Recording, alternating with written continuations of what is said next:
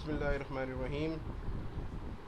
Dear students, Assalamu alaikum and welcome to e-learning Rising Chinese School Grade 9 Chemistry course. I'm your chemistry teacher Frazan Jam. In this week, we will revise chapter number 2 for chemical combination, especially the mathematical problems, because there is a many method to do this numericals. So I taught you last time one method. Now this is the most important method I'm going to explain this week, which is called conversion method or conversion factor. So let us start. Our main learning objective, only one: calculate the mathematical problem. Boys, remember week 6 means August 17.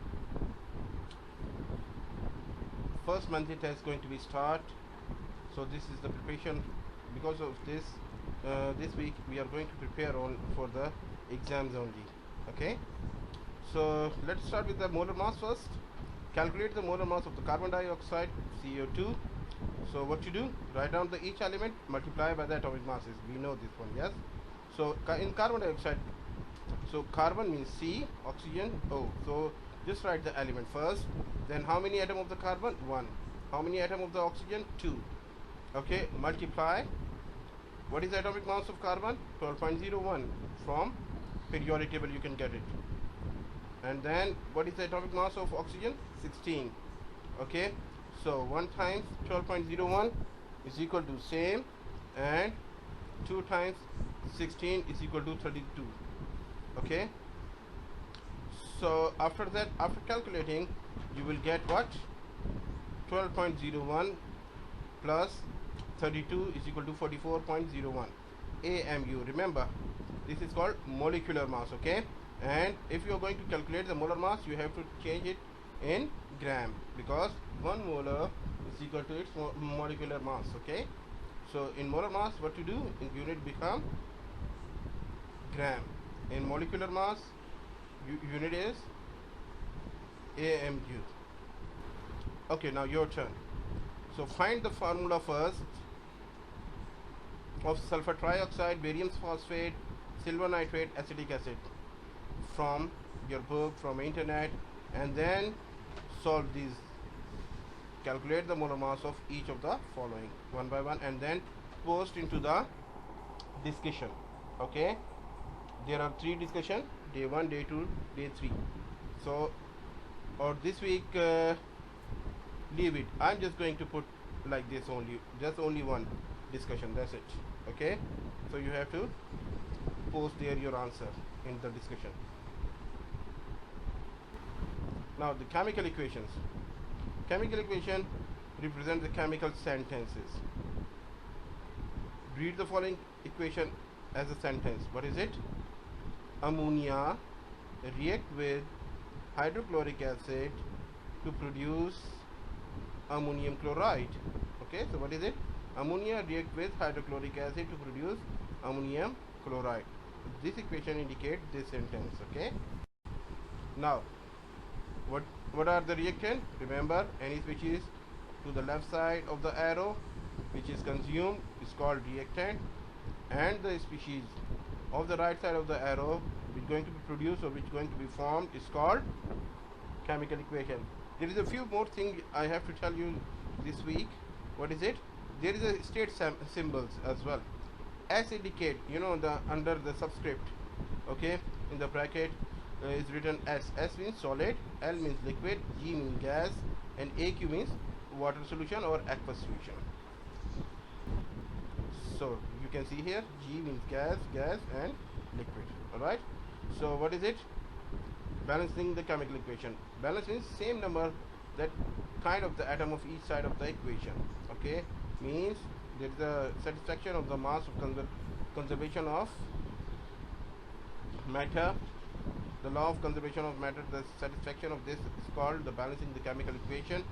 So it has to be reactant always equal to the product by mass. So let us start. Chemical chain. Note the symbol is the heat above of the arrow. Okay, so this is delta indicating this triangle. Okay, it's called delta. delta indicating the change. Delta means change. Okay, so change in the heat. So let's start now. So 2 KClO3 arrow 2 KCl plus 3O2. So this 2 indicating the 2 moles of KClO3. When you're going to be heat, it decomposes into 2 moles of KCl. It means potassium chloride, and 3 moles of oxygen. Now, next topic is the mole and the molar masses. The balanced chemical equation tell us what is the reactant reacting and what is the relative proportion to the molecular level. However, the chemist must work within the chemical reaction on the microscopic level. One by one. Start the mole. Remember, moles I explained in detail last week. So the unit measurement used by the chemist is called laboratory. It means 1 moles of anything is equal to 6.02 times 10 power 23 particles. Okay, and this is called Avogadro number. Avogadro number represents the number of atoms that exactly the 12 gram of the carbon 12. This is our counting number for atom, molecules, and the enzymes, like as a dozen in your counting number for the cookies or donut. Same like this. Okay, will be explained like this in detail. So we have to remember this: 1 moles of any substance have 6.02 times 10 power 23. So starting from here, 2H2 plus O2 arrow 2H2O, indicating that 2 molecules of hydrogen reacting with the 1 molecules of oxygen and producing 2 molecules of water. So it means 1 mole of hydrogen is the same like this. Okay, 1 mole of oxygen react with 2 moles of water. The relationship can be made by because of the Avogadro number. Okay, friend, as I told you that I will show you here the conversion method, how it will work. So let us start with the moles and atoms. Number of moles can be converted into the number of atom, molecules or formula unit by multiplying the Avogadro number, and atoms, molecules, the formula unit can be converted into the mole by dividing the Avogadro number. So use the formula. Remember, I gave you the formula, and calculate the number of atoms found in the 4.5 gram 5 moles of silicon, and how many moles of silicon are in 2.45 times 10 power 45 atoms. Okay, so calculate it by using those formulas. Remember, I gave you in the last time for Avogadro number, and then post your answers in the discussion, in the particular day discussion. Okay, now molar masses. Molar mass is basically the mass of 1 moles of substance in grams. Remember, I just explained there as well. So carbon 12 grams per mole and sodium 22.9 grams per mole, which is 23 grams basically. Okay, so what is the relationship between the molar mass and atomic mass? This is the question. Please answer in the discussion as well. And what is the molar mass of each of the following? So you have to calculate it: copper metal, helium gas, and calcium metal. So molar masses of the compound. Calculate the molar mass of each of the following: H2O. Remember how I can get it: 2.02 and 16 added 18.02 gram per mole. This is the molar mass of a molar compound. Now your turn. You have to calculate carbon dioxide, ammonia, and oxygen gas. Don't forget the diatomics. Okay.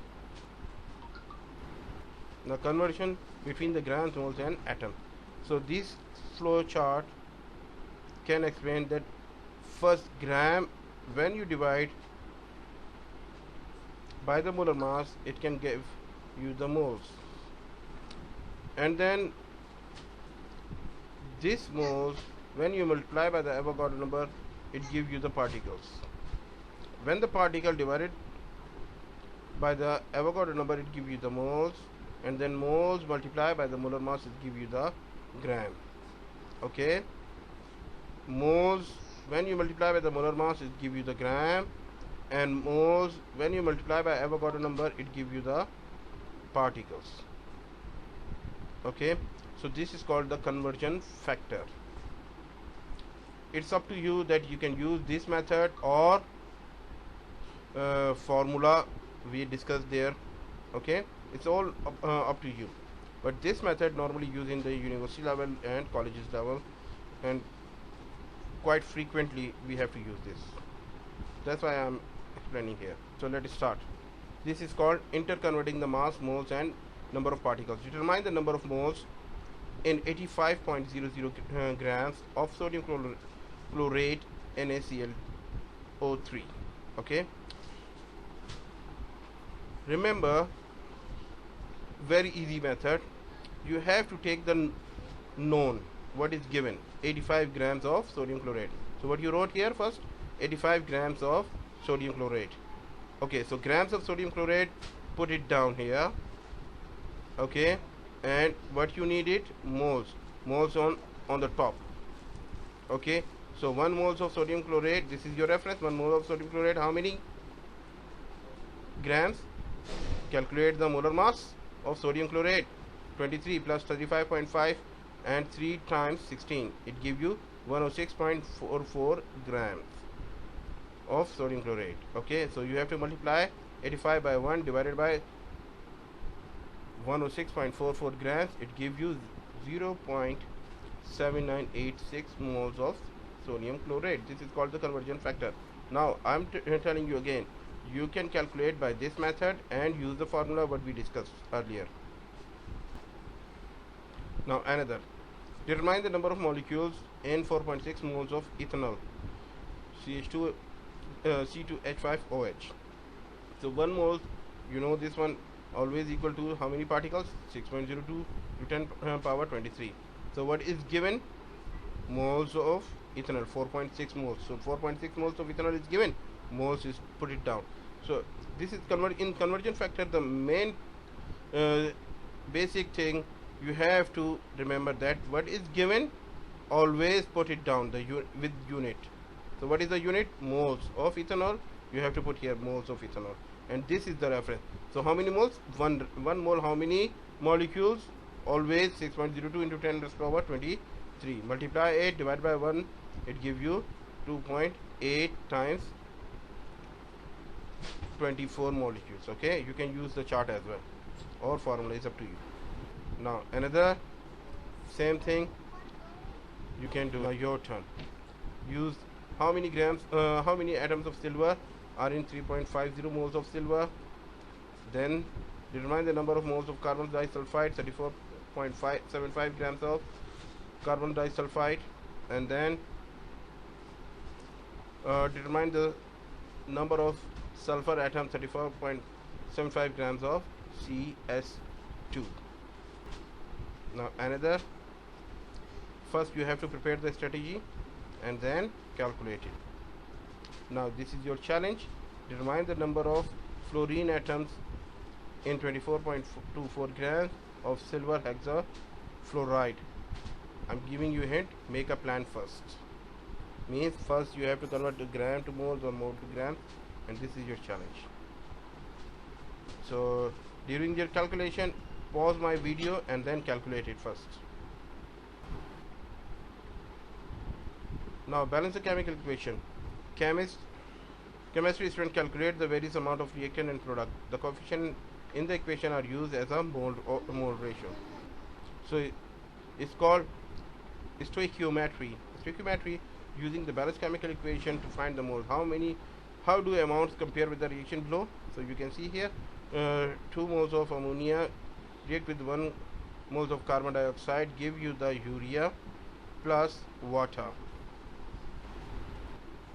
So how many moles of mole ratio can be written in the form of equation of the synthesis of urea?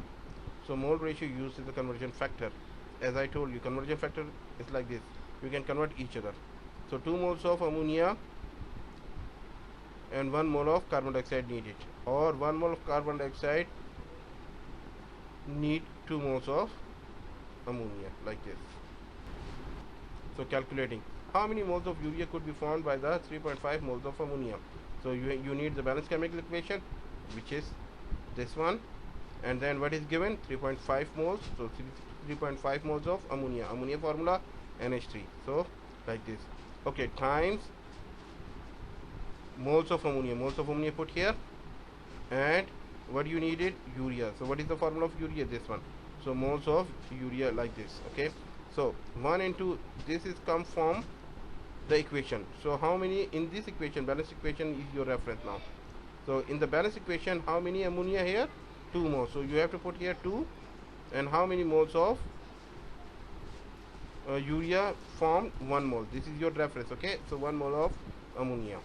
So 3.5 multiplied by 1 divided by 2, it gives you the 1.8 moles of urea. Okay, this method is called conversion factor.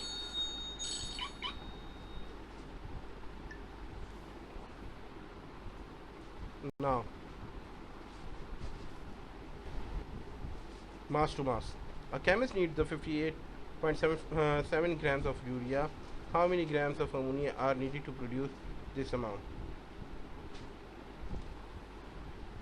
Okay, for this strategy is like this: grams into moles, and then moles into the mole ratio, and then grams. So how you will get this? So what is given? 58.75 grams of urea is given. So grams of urea, put it down, and then what you need? The mole first. So gram into the mole. So moles of urea is needed. And then remember, from the equation you can get 2 moles of ammonia give 1 mole of urea. And then remember the molar mass. 1 mole of ammonia, how many grams of ammonia? 17.04 grams. This is the molar mass. Okay, then after multiplying by above and dividing by the bottom, it gives you 34.49 grams of ammonia. Okay, this is called stoichiometry, boys and girls. So conversion factor, most important technique. You can use it there. If you don't understand, please write in the discussion. I can explain again, and I will make the video on the day 3 as well. Okay, so this is only one video.